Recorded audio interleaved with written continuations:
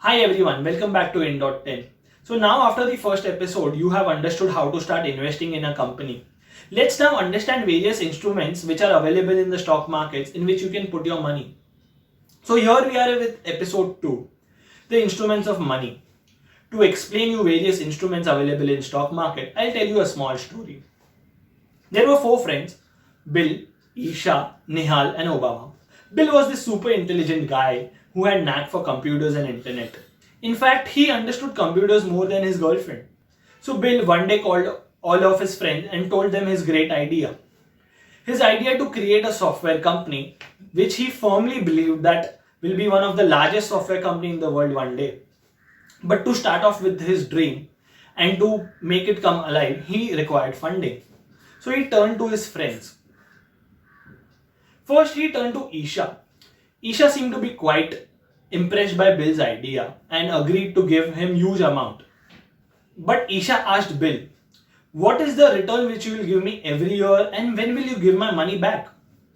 Bill said, "See, Isha, I can't guarantee you the fixed return which I'll be giving you every year or can't guarantee you when I'll be able to give your money back.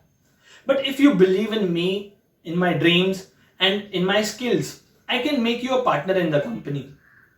You will have the right to take profits of the company and you will have right to vote in the decisions of the company. And see, Isha, risk hai to isk hai. If you want to make big, you have to take that risk." Isha also started thinking about all the sci-fi magazines she had read and she thought that yes, future is all about softwares and computers. So without any certainty of the fixed return or return which she'll get every year or when she'll get back her money, she invested with Bill and became an owner of the company. Now, Bill turned to Obama. Obama was this conservative guy who used to invest only in FDs, which gave him 3% fixed return every year. But Obama was also very tech savvy. So he was impressed with Bill's idea. So Bill thought that he'll make him an offer he can't refuse. Bill told Obama, "Obama, you give me your money for next 4 years. I'll give you a fixed return of 4% every year, irrespective of the fact that I make profits or not. After 4 years, I'll give you an option to either take your money and leave or become a shareholder in my company." Obama thought that this is a good idea because in next 4 years he can monitor the performance of the company and then decide accordingly. So Obama also invested with Bill. So now Bill turned to Nihal. Nihal was the elder brother of Obama and he was also very conservative.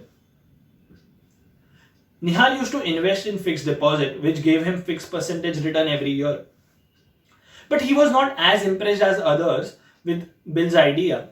So Bill told Nihal that, "Nihal, give me your money. I'll give you 6% interest before I paid Obama or Isha.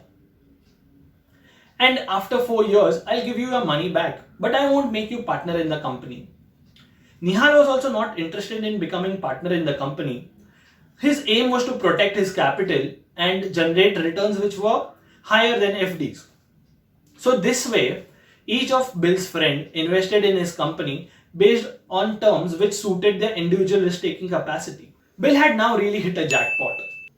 The profits of the company were doubling every year. Everyone was given their promised return and Bill and Isha were making the highest return because they didn't have a fixed percentage return. After 3 years, Isha wanted to get married and throw a lavish wedding party, but she didn't have the money.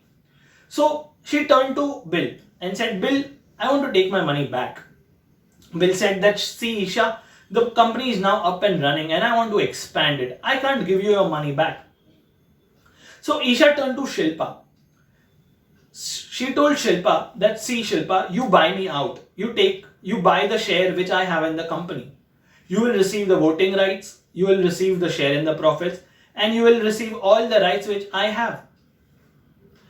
Shilpa saw the profits of the company and thought it would be profitable to invest in Bill's company. So she paid back Isha the amount which was double the amount which Isha had initially invested with Bill. After 4 years, Nihal got his money back and Obama chose to become a partner, seeing the performance of the company. With this, we conclude this story, and now we have understood almost all the instruments which are available in the market in which you can invest. We just need to put that in a financial context. So now just putting the story in a financial context, Isha became the equity shareholder of the company. She got a right to the profits of the company. She got a right to vote in the decisions of the company. You know, in the stock market, when we refer to shares, it is generally a reference to equity shares. The transaction which took place between Bill and Isha is like an initial public offering where the company goes to the public to ask for money. You might have heard about the IPOs of DMart and IRCTC, etc. The transaction which took place between Isha and Shilpa are the regular transaction which takes place on the stock market, that is transfer of shares from one person to another person. Since the company will not give your money back and the company will not be issuing shares to new people every time, people who want their money back sell their shares to another person who are interested in the company. Nihal became the holder of non-convertible debenture.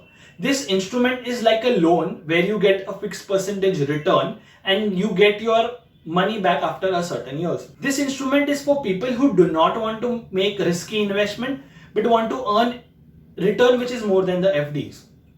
Obama became the holder of optionally convertible debenture where for the first 4 years he got fixed percentage return and at the end of 4th year he got an option to become the shareholder of the company. Hope you got a fair bit of idea about various instruments available in stock market.